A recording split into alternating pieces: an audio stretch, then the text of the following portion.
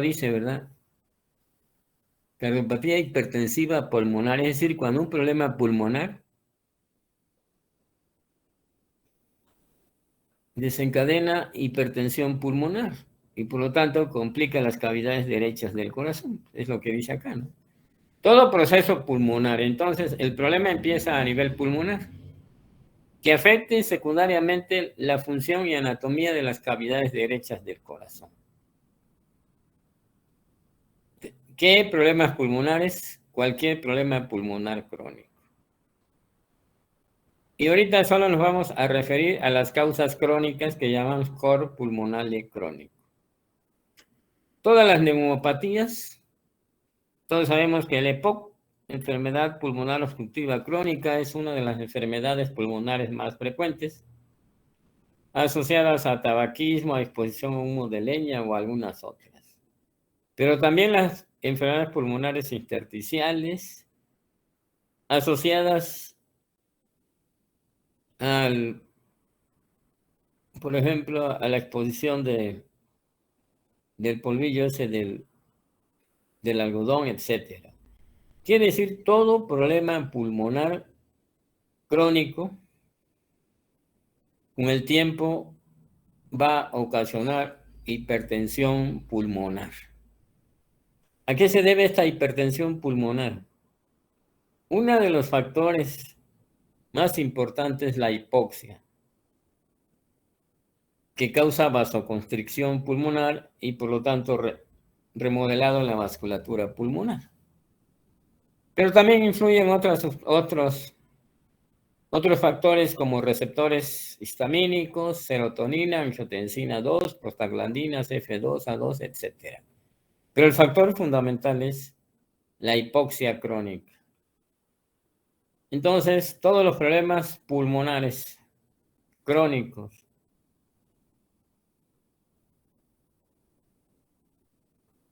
ya sea de las vías aéreas o de la membrana alveolo-capilar, que afecta fundamentalmente al pulmón, nos va a ocasionar con el tiempo hipoxia crónica. Esta hipoxemia crónica va a elevar las resistencias arteriolares pulmonares y a final de cuentas el paciente va a tener hipertensión pulmonar. Hipertensión pulmonar. Entonces, ¿cuándo se va a determinar fisiopatológicamente que existe hipertensión pulmonar? Cuando la presión pulmonar sistólica es de 30 milímetros de mercurio o la media es de 20. Todos sabemos que la presión pulmonar es de entre 25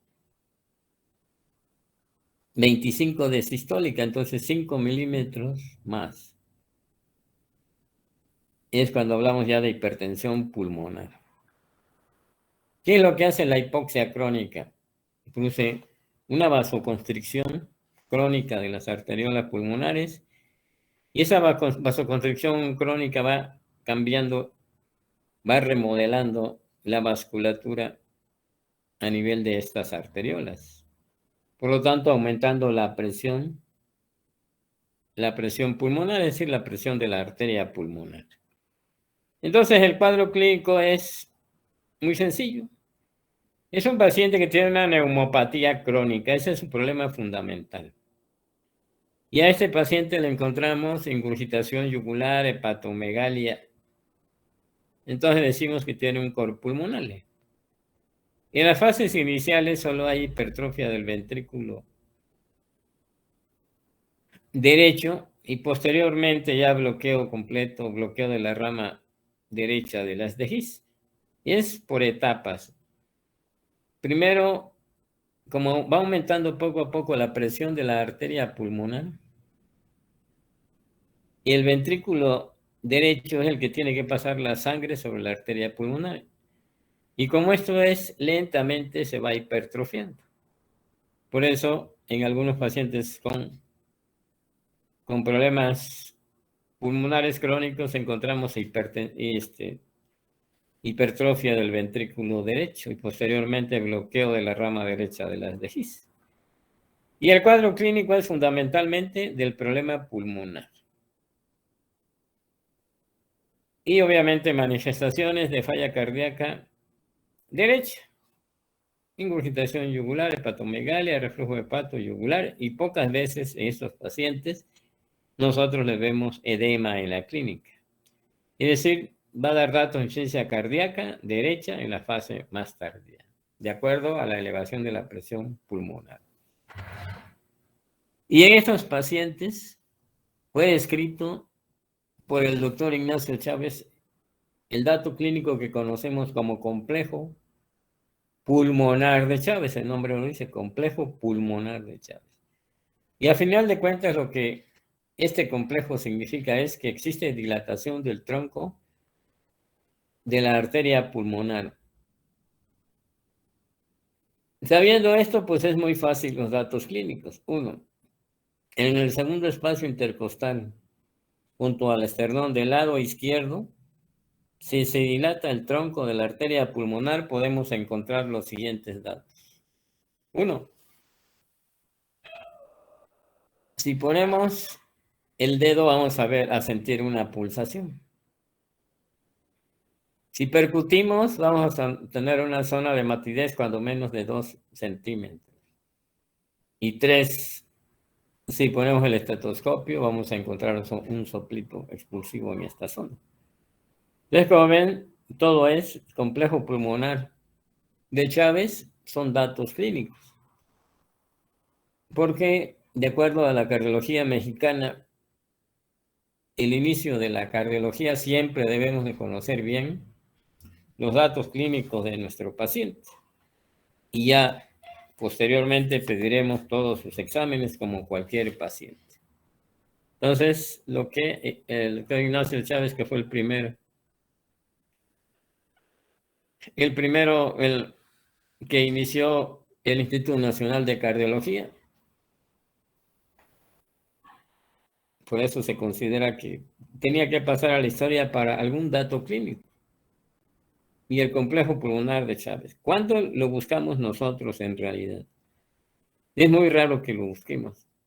Yo a veces lo busco en estos pacientes problemas pulmonar crónicos que tienen ingurgitación yugular, hepatomegalia, y sí lo llegamos a encontrar. Ya en la fase más tardía del EPOC, problema pulmonar obstructiva crónica, que es yo creo que la neumopatía más común. Entonces, ¿qué es el cor pulmonale crónico? Es un paciente que tiene un problema pulmonar crónico. Y secundaria a esto, se produce hipertensión pulmonar.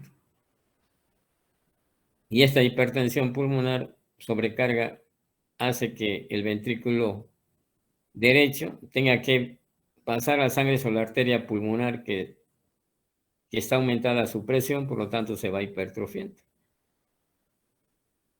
Y llega un momento dado que se empieza a dilatar y entonces primero encontramos hipertrofia del ventrículo derecho. Aquí vemos un electro clásico, ¿verdad? Aquí está B5, B4, perdón, B6, B5, B4, B3, B2, B1.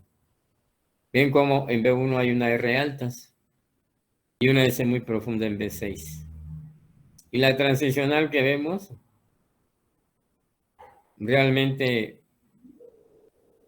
no la alcanzamos a ver porque todo lo que estamos viendo es puro ventrículo derecho y la T está negativa de ramas asimétricas. R altas en B1, con T negativa de ramas asimétricas y S profunda en B6. Característico clásico de hipertrofia del ventrículo derecho. En la radiografía de tórax lo que predomina es el problema pulmonar y el arco de la pulmonar va a estar abombado. De acuerdo a la patología pulmonar, es de los hallazgos radiográficos, más arco de la pulmonar abombado. Estos son los datos de cor pulmonale crónico. El término lo empleamos muy comúnmente en la clínica, que encontramos un problema pulmonar crónico, habitualmente paciente hipóxico que amerita oxígeno durante mucho tiempo, y tiene ingurgitación yugular, hepatomegalia y edemas, y en el electro tiene hipertrofia del ventrículo derecho o bloqueo de la rama derecha de las lejas. Obviamente, cuando se hipertrofia el ventrículo derecho con el tiempo empieza a dilatarse y el septum se desplaza hacia el lado izquierdo. Por lo tanto, del lado derecho complica las cavidades izquierdas del corazón. Electrocardiograma hemos comentado, crecimiento de ambos ventrículos, hipertrofia del ventrículo derecho, crecimiento del atrio derecho. En este electrocardiograma nos dicen que tiene una paciente de 39 años que tiene fibrosis pulmonar. La fibrosis pulmonar siempre es un problema que nos da hipertensión pulmonar. Vemos en B1 que hay una R altas. Casi es pura R, una pequeñita Q que no se repite acá. R altas y T negativa, ramas asimétricas. La imagen clásica de hipertrofia del ventrículo derecho y una S profunda acá. Transicional aquí en B6. Y la P está alta, tiene 0.3 milímetros, tanto está crecida el atrio derecho, decimos que hay una P pulmonar. Vemos alta, sobre todo en el D2, pero también la podemos ver en D1. Y aquí también se ve en B2, B3, etc. La radiografía de Vector hemos comentado depende del problema pulmonar, la causa y más abombamiento del arco de la arteria pulmonar. El ecocardiograma, obviamente crecimientos de cavidades derechas, ventrículo, en este caso quizá el ventrículo derecho, cómo está desplazando, porque está aumentada su presión hacia el lado izquierdo del septo. Y este es el atrio derecho. El tratamiento en realidad va dirigido al problema de la neumopatía. Dicen que en estos casos, habitualmente, no le da, lo único que le podemos dar al paciente, a lo mejor dieta hiposódica moderada, y nada más. Siempre lo que tratamos es el problema pulmonar. Llegan al hospital descompensados, vemos ingurgitación yugular, hepatomegalia, le damos tratamiento para el problema pulmonar y mejoran un poco y disminuye también los síntomas de insuficiencia cardíaca derecha. En esos pacientes, aunque dice aquí digoxina, no damos digoxina, digitálicos. Los digitálicos en los pacientes que tienen hipoxia grave se intoxican fácilmente con digoxina, entonces no vamos a encontrar pacientes con problemas pulmonares crónicos con digital. Habitualmente no tienen edemas periféricos, se pudiera dar a lo mejor una dosis o dos, pero es raro que esos tengan diuréticos permanentemente, nada más en la fase aguda.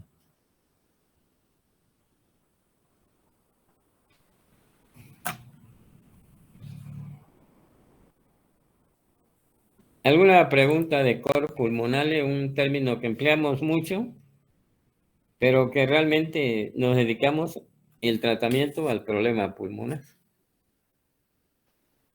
Oxígeno, hiperatropio salbutamol, algún corticoide inhalado como beclometasona, etcétera, ¿no? O budesonida, etcétera, todas las micronebulizaciones que conocemos. Y el problema pulmonar, habitualmente nosotros vemos ingurgitación yugular, hepatomegalia, pero esos pacientes no sé el motivo porque no le encontramos habitualmente edemas en las piernas. Si le encontráramos edemas, sí le vamos a agregar diurético, a lo mejor ponemos una dosis o dos y ya. Obviamente la causa es la hipertensión pulmonar. Cuando se exacerba el problema, pues aumenta esta presión mayor. Al mejorarla, pues disminuye los síntomas de falla cardíaca derecha. Bueno, si no hay preguntas o si hay alguna de una vez. Nos vamos.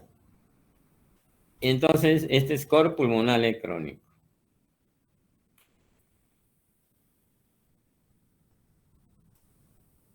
Ahora nos vamos a ir a una causa que produce cor pulmonale agudo.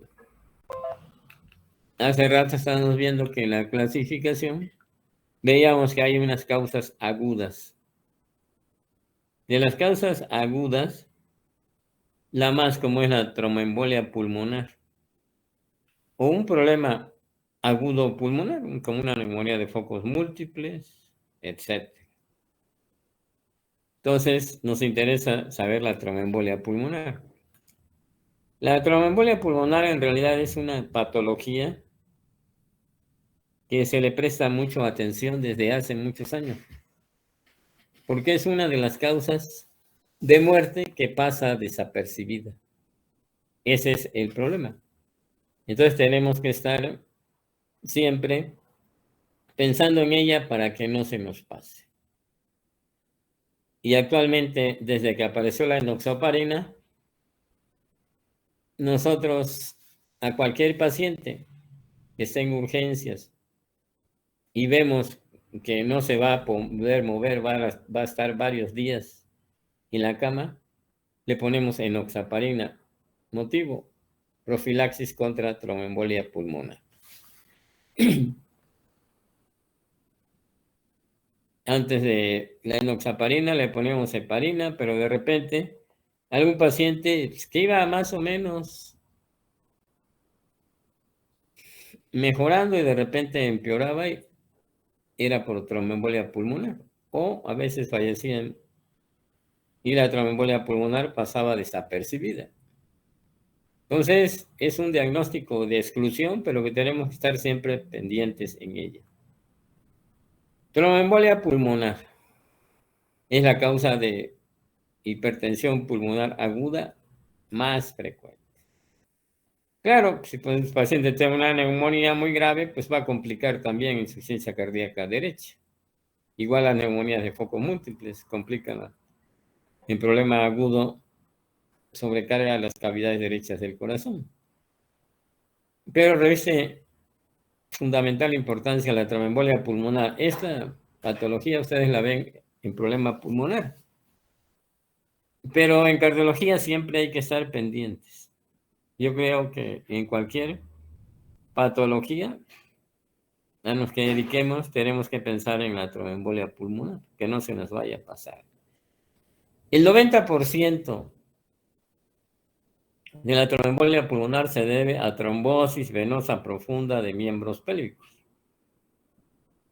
Pero esta no se manifiesta en forma clínica en la mayoría de los casos. Si me llegara una paciente que tiene aumento de volumen de un miembro pélvico, con las venas todas ingurgitadas, dolorosas, en el trayecto venoso, que empiezan con insuficiencia respiratoria o distrés respiratorio, decimos que pues ya embolizó, tiene una trombosis venosa profunda con embolia pulmonar. Si fuera esto, sería muy sencillo el diagnóstico, pero a veces la trombosis venosa profunda pasa desapercibida. Y influye también otras causas, estados de hipercoagulabilidad, como deficiencia de antitrombina 3 y deficiencia de proteína S. Pero hay estados protrombóticos, por ejemplo, el clásico, ¿verdad? Es el posparto, el puerperio. El puerperio es un estado protrombótico que tenemos que tener en cuenta, por eso a todas los pacientes en puerperio se debe de movilizar lo más pronto posible para evitar la éstasis venosa y por lo tanto la trombosis. Pero en el hospital siempre hablamos de factores de riesgo de tromboembolia pulmonar. Hay muchas clasificaciones, pero ¿cuáles son en realidad las más comunes? Cirugía ortopédica de fémur y cadera. Tienen alto riesgo de tromboembolia pulmonar, por lo tanto, desde que llegan le van a poner enoxaparina. ¿Para qué? Para que no se presente. Fíjense bien. Y es una indicación. Cirugías ginecobstétricas. También todo lo que patología de la pelvis. Y el otro es que decimos, si un paciente no se mueve, se trombosa. ¿Qué quiere decir? El reposo prolongado en cama nos obliga a poner profilaxis contra tromboembolia pulmonar. Yo veo a mi paciente y vemos que está en la misma posición desde que llegué. lo veo varias veces y sigue igual. Ese paciente, si no lo movemos, se va a trombosar. Hay que ponerle tratamiento para profilaxis contra embolia pulmonar. La insuficiencia cardíaca, los pacientes con cánceres también requieren profilaxis contra tromboembolia pulmonar. En general, estos son los factores fundamentales. Pero recordar que la primera causa de tromboembolia es trombosis venosa profunda de miembros pélvicos. Pero no siempre manifiesta. Es decir, no, el paciente no tiene el aumento importante del miembro pélvico, ingurgitación de las venas en el trayecto venoso, dolor. Y por lo tanto, si tiene disnea, pensamos en tromboembolia pulmonar. Pero esto no es 100%. A veces puede haber una flebitis en un miembro pélvico o una vena menor que se esté trombosando, y ese es suficiente para ocasionar una tromboembolia pulmonar. Los pacientes que tienen insuficiencia venosa periférica también tienen el riesgo de tromboembolia pulmonar. Entonces, ¿qué sucede fisiopatológicamente? El problema es que el coágulo puede ser muy pequeñito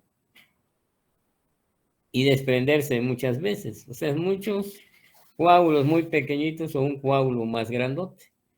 De esto depende la sintomatología. ¿Qué tan rápido se instale? ¿Es un coágulo grande o muy pequeño? La mayoría pasa desapercibido. ¿Por qué? Porque son coágulos pequeñitos pero repetitivos. Cuando se me presenta una paciente, como le dije, trombosis venosa profunda y disnea, pues ¿qué tiene? Tromboembolia pulmonar es lo más común si tiene taquicardia y disnea. O también otros factores. De repente nos llega una paciente con sobrepeso u obesidad que no tiene dolor en la pierna o mínimo, o no nos lo refiere, y empiezan con disnea y taquicardia, pero que no se justifica por otra causa. Entre el diagnóstico diferencial puede ser una tromboembolia pulmonar y así nos han llegado. Siempre y cuando buscar otra patología. Es un diagnóstico de exclusión, excepto cuando tenemos una trombosis manifiesta, pues sí, fácilmente decimos que hay una relación causa-efecto. Toda esta oclusión puede ser pequeña o grande. El vaso que se tapa, pues ya ahí se corta la perfusión, ya no hay perfusión. Pero esa parte del pulmón sigue ventilado. Por eso decimos que hay un desequilibrio entre la ventilación y la perfusión. Bien ventilado, pero mal perfundido, porque ya no pasa sangre, porque hay un coagulito que lo tapó. Depende del vaso, que puede ser pequeño o grande. Y entonces el organismo va a iniciar, en su inicio, pero va a depender de la cantidad del trombo, si es pequeño o grande, inicia con taquicardia. Hiperventilación, y sabemos que un paciente si hiperventila tiene alcalosis respiratoria. Y cuando esto es más grave, puede producir acidosis o acidemia respiratoria. Pero hay que tener en cuenta una situación. El coágulo en una arteriola o en un vaso mayor, a nivel de la vasculatura pulmonar, este coágulo produce metabolitos vasoactivos, los cuales producen espasmo bronquial. Y al final de cuentas va a haber resistencia al flujo aéreo y disminución de la distensibilidad pulmonar por el coágulo y la producción de metabolitos vasoactivos. Entonces, al final de cuentas, puede haber espasmo bronquial, resistencia al flujo aéreo y disminución de la distensibilidad pulmonar. El cuadro clínico, pues depende de la intensidad, de la gravedad. del caso. Si son pequeños embolitos, solo se van a manifestar con taquicardia. Taquicardia y disnea son los dos datos iniciales de cualquier tromboembolia pulmonar y en este caso nos va a pasar desapercibido si no lo pensamos, porque disnea hay muchas causas y taquicardia pues es hasta el estrés produce taquicardia. Entonces yo encuentro una paciente con sobrepeso, obesidad, con disnea y taquicardia que no le encuentro alguna patología específica, siempre debo de pensar en tromboembolia pulmonar. La hipoxemia solo se va a presentar cuando la tromboembolia es importante. Pero al principio el paciente va a hiperventilar y por lo tanto va a tener alcalosis respiratoria. Pero cuando la tromboembolia es masiva o varios vasos están afectados por distintos trombos, ya hay hipoxemia. Pero ese sería el cuadro clásico que habitualmente no vemos. El cuadro clásico, esperarlo, pocas veces la vemos. La mayoría de los casos tienen taquicardia y disnea que no les encontramos una explicación clínica lógica. Tenemos la tríada clásica que llamamos un infarto pulmonar. Dolor tipo pleurítico, que puede ser un dolor torácico intenso, que puede acompañarse de hemoptisis y disnea. Claro, si alguien me presenta esto, pues va a decir, no, puede tratarse de una tuberculosis, sí, porque tiene hemoptisis o alguna otra causa. Pero la tríada clásica de trombosis, de infarto pulmonar es dolor torácico o dolor tipo pleurítico, hemoptisis y disnea. Y claro, hablamos de hipertensión pulmonar cuando el área de la sección de los vasos está afectado el 30% o más, ya una tromboembolia pulmonar manifiesta. Entonces la tríada clásica es tríada clásica no de tromboembolia pulmonar, sino de infarto pulmonar, dolor tipo pleurítico, hemoptisis y disnea. Sin embargo, debemos insistir muchísimo. Paciente que tiene disnea y taquicardia y no encuentra otra causa, buscar tromboembolia pulmonar, buscar factores de riesgo, insuficiencia venosa, dolor en los miembros pélvicos. Si encontramos una causa, bueno, pues esa fue, pero si no, siempre pensar. Y si le aunamos a estos dos datos clínicos, obesidad, sobrepeso, hay que pensar en tromboembolia pulmonar, porque son los que se nos van a pasar desapercibidos. En el electrocardiograma hay una imagen clásica que fue descrito, que algunos llaman McGuinn y White. Pero en realidad las tromboembolias pulmonares francas sí las presentan. Cuando la tromboembolia pulmonar no es importante, no las tiene. Y eso es el problema. ¿Cuál es la imagen de McGuinn y White clásica que tenemos que saber de tromboembolia pulmonar? S1Q3T3 en el electrocardiograma. ¿Qué quiere decir esto? Que la derivación de 1 va a ser una S. Todos sabemos que después de una R sigue una S. En D1, S1. Q3, que hay una Q en D3. Y T3, que la T está negativa en el D3. Entonces, S1, Q3, T3. Entonces, en lugar de poner con números arábicos, arábicos como no los ponen, tendríamos que ponerle S con números romanos. 1, S1, Q3 en la derivación D3, T3 de la derivación D3. Esa es la imagen clásica. Pero si un paciente le tomamos un electro y tiene un problema pulmonar crónico, también lo puede tener. Porque lo que nos está diciendo es que el corazón está rotado a la derecha. Según Q3 es corazón rotado a la derecha. ¿Qué quiere decir? Que se está exponiendo el ventrículo derecho porque está sobrecargado, entonces La actividad eléctrica que capta el electrocardiograma es del ventrículo derecho. S1Q3, corazón dextro rotado. Esa es la imagen clásica de McGuinn y White, que se presenta solo en el 15% de todas las tromboembolias. Quiere decir cuando la tromboembolia es franca. Pero el dato de electrocardiográfico más frecuente es taquicardia sinusal. ¿Qué produce taquicardia sinusal? Muchísimas cosas. Sola no hace diagnóstico. Nuevamente, taquicardia, disnea y obesidad, alto riesgo de tromboembolismo pulmonar si no le encuentro otra causa que lo especifique. Siempre estudiar al paciente, buscar otra causa. Sin embargo, cuando la tromboembolia pulmonar es importante, va a haber bloqueo de la rama derecha de las de His. Vamos a ver. Y crecimiento de cavidades derechas. Aquí este electro sí es clásico de tromboembolia pulmonar. Fíjense, imagen clásica de McGuinn y White. Ese 1, Q3, T3. Quiere decir que hay una S en D1, una Q en D3 y una T negativa en D3.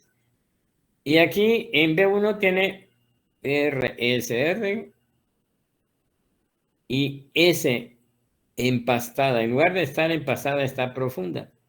Hay un bloqueo de la rama derecha de las de His, pero en lugar de tener la S empastada en B6, la tiene aguda. ¿Por qué? Porque este es un problema agudo, lo está diciendo. Aparte, hay depresión del segmento ST. Es decir, hay una lesión subendocárdica. ¿Por qué? Porque hubo una sobrecarga aguda del ventrículo derecho. Entonces, como este problema es agudo, aumenta la presión de la arteria pulmonar, porque están tapados varias arterias o arteriolas más importantes. Y por lo tanto, el ventrículo derecho tiene que aumentar su presión para poder pasar la sangre que le llega sobre la válvula pulmonar hacia la arteria pulmonar. Y por lo tanto, como es agudo, se dilata. Y al dilatarse nos da el bloqueo de la rama derecha de las de His, pero con ese profunda acá, no empastada. Y lesión subendocárdica por aumento de la presión. Pero estos electros solo es cuando la tromboembolia realmente es franca, es importante. Habíamos dicho que el infarto pulmonar se manifiesta como dolor tipo pleurítico, disnea y hemoptisis. Aquí este electro, por ejemplo, no es típico de tromboembolia. S1, ¿sí? Q3, T3, ahí tiene la imagen de McGuinn y White. Pero aquí no se está manifestando realmente como hay la T negativa de ramas asimétricas por sobrecarga sistólica y sobrecarga de presión del ventrículo derecho. Radiografía de tórax. En realidad, la radiografía de tórax, salvo que seamos muy viejes, que sepamos observar bien la radiografía, nos dará datos. Habitualmente van a pasar desapercibidos, a menos que estemos pensando en tromboembolia y buscar los datos clásicos. Lo que yo he visto es que la radiografía de tórax actualmente, en la mayoría de los hospitales, se le da menos importancia. Es decir, todos quieren una tomografía de tórax. Pero no siempre puede hacerse una tomografía de tórax a todos los problemas pulmonares. Sin embargo, ahorita actualmente con la pandemia, a todos los pacientes, nunca se puede hablar de todos, pero la mayoría de los pacientes, yo diría que un 90%, sobre todo cuando se confirma que es positivo, se le hace una tomografía de tórax. Entonces sí es posible hacerla, pero cuando no hay pandemia, son seleccionados los casos que se hacen tomografía de tórax. Sí, hacemos bastantitas, pero no a todos. Lo que se le hace es una radiografía de tórax. Entonces, cuando menos conocer qué datos podemos encontrar. Elevación del hemidiafragma afectado, que es el signo más frecuente, pero el más complicado, porque si el paciente no le tomamos una PA de tórax en inspiración, no lo vamos a poder valorar. Si le tomamos radiografía de tórax de cúbito, dorsal, no se va a ver porque habitualmente los semidiafragmas en esta proyección están elevados. Una zona de oligoemia que se llama signo de Westermann. ¿Cuál es el signo de oligoemia? Tenemos que buscarlo intencionadamente, si no, tampoco lo vamos a ver. Una pequeña zona triangular de base externa donde está más negrito, es decir, donde hay aire pero no hay vascularidad. Una imagen triangular de base externa que un infarto pulmonar, esto sí lo vemos claro. Es decir, es una zona en la radiología zona blanca, triangular de base externa. Y puede haber derrame pleural, pero sabemos que el derrame pleural después de un infarto pulmonar puede ocurrir 12 a 36 horas después. Y existen muchas cosas, solo si tuviera derrame pleural, muchas causas. El eco. Actualmente en los grandes hospitales, desde el punto de vista electrocardiográfico, desde el punto de vista cardiológico, se hace el electro, sí, para buscar ese 1Q3, QT3, T3, sobrecarga el ventrículo derecho, y aparte un ecocardiograma, para ver cómo está la presión de la arteria pulmonar y qué tan dilatado está el ventrículo derecho. Y a veces esto nos ayuda en el diagnóstico. Y encontrar como aquí se ve un trombo, eso no lo vamos a ver. Sería demasiada suerte ver que en ese momento el trombo va pasando por el ventrículo derecho. Pues eso no es la realidad objetiva diaria. Y por lo tanto, el eco, en todas las tromboembolia pulmonar que pensamos, hay que hacerle un eco, sí, para ver cómo está la presión de la arteria pulmonar y cómo están las cavidades derechas del corazón, si hay dilatación del ventrículo derecho o no, y existen varios signos, pero todo en relación a lo mismo. El diagnóstico. El diagnóstico en realidad le tomamos su tórax y su ecocardiograma, que nos apoyan la probabilidad alta de tromboembolia pulmonar. Para confirmarlo tenemos que hacer un estudio tomo una angiotomografía o una angioresonancia pulmonar para poder demostrar que alguno o varios vasos están tapados. En algunos hospitales todavía se usa el gamagrama ventilatorio perfusorio, pero como es más fácil hacer una angiotomografía o angioresonancia, es un estudio que se hace, pero cada vez es menos frecuente. Es un método útil, no invasivo. Siempre y cuando el paciente no tenga un problema pulmonar crónico, porque nos va a dar faltas positivas. Aquí fíjense bien entonces, gamagrama pulmonar, ventilatorio, perfusorio. Entonces ya haces primero ventilatorio, prueba de función respiratoria, y estamos viendo que aquí estas imágenes de acá es la ventilación, perfecto, este pulmón está bien ventilado. Después se inyecta un gamagrama y vemos que no perfunde. Todos los gamagramas son para ver perfusión. En esta zona no perfunde, que es el emitor derecho, fíjense bien. Lo mismo aquí, porque aquí la proyección es posterior, por lo tanto aquí está el pulmón derecho. Entonces fácilmente cualquiera dice, no, pues está bien ventilado, mal perfundido, por lo tanto es una tromboembolia pulmonar. El problema es cuando tiene un problema pulmonar crónico, donde la ventilación está afectada, entonces ya no se puede comparar 100%. Otra proyección estamos viendo aquí, oblicua posterior derecha, pues aquí estamos viendo cómo hay alteraciones en la perfusión y bien ventilado, pero aquí mal perfundido. Y aquí al revés, ¿verdad? Estamos viendo este pulmón, pero no vemos el otro. Y después, cuando se le da tratamiento, mejora clínicamente, ya mejoró la perfusión. Entonces, es un estudio que se puede llevar a cabo, fue de los primeros estudios para demostrar tromboembolismo pulmonar, pero actualmente lo que hacemos es angiotomografía o angioresonancia. Ya los estudios de inyectar, eso me puse por curiosidad, inyectar medio de contraste en una vena para que para que veamos dónde está ocluida, pues eso ya no se hace, mejor se le hace un Doppler en los miembros pélvicos, ¿verdad? Y aquí una arteriografía selectiva que se hacía anteriormente, nos dicen que la arteriografía selectiva es el estándar de oro, pero ya no se hace.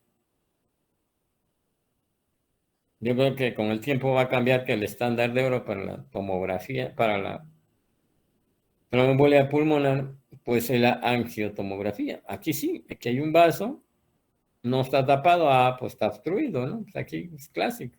Hay un trombo, entonces la angiotomografía o angioresonancia es el estudio que se hace más común. En el norte, ¿qué hacemos? Pensamos en tromboembolia pulmonar, angiotomografía, y ahí se demuestra, se descarta la patología. Donde hay angioresonancia, bueno, se va un poco más y le hacen la angioresonancia. Y está el vaso, ¿verdad? Tapado. Y por último, entonces podemos resumir que la tromboembolia pulmonar, las causas más frecuentes son las trombosis venosas profundas. Pero siempre hay que reconocer en todos nuestros pacientes que están hospitalizados factores de riesgo de tromboembolismo pulmonar. Fractura de huesos largos, fractura de pelvis. Cirugías de los mismos, de huesos largos y de pelvis. Pacientes con cáncer, con insuficiencia cardíaca y aquel paciente que va a pasar varios tiempo en la cama y no se mueve. Paciente que no se mueve se trombosa. Y aquí están las imágenes que dan, triangular de base externa. En una radiografía vemos una zona blanca de base externa, decimos que es una tromboembolia, es un infarto ya pulmonar. ¿Qué es lo que ocasiona la tromboembolia pulmonar? Pues aumento de la presión de la arteria pulmonar, todo depende del coágulo, sobrecarga en forma aguda el ventrículo derecho, por lo tanto se dilata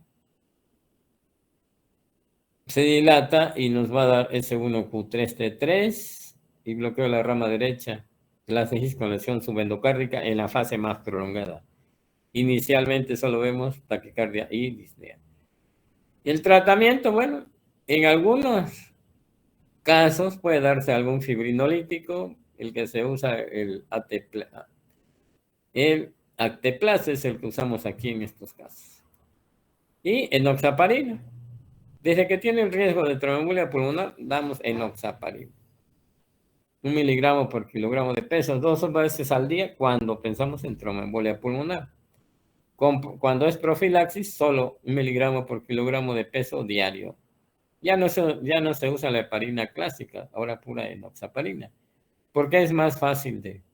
No tenemos que tomarle ningún control, y la heparina clásica sí le tenemos que tomar un control en cada turno. Entonces la tromboembolia pulmonar es una patología que debemos de pensar porque pasa desapercibida, ese es el problema. Pero ya tenemos algunos datos que nos pueden orientar. Comentarios o preguntas sobre tromboembolismo pulmonar. Este tema se tiene que ver sobre todo en neumología, pero en cardiología siempre lo abordamos en los aspectos más relevantes.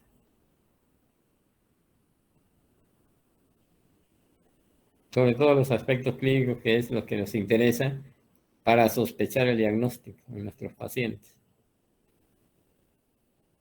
Bueno, ahora nos van a quedar unas 4 o 5 clases de electro básico.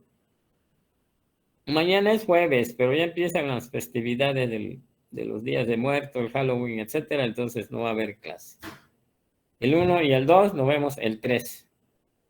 Llevamos 3 y 4 para empezar el electro básico. 5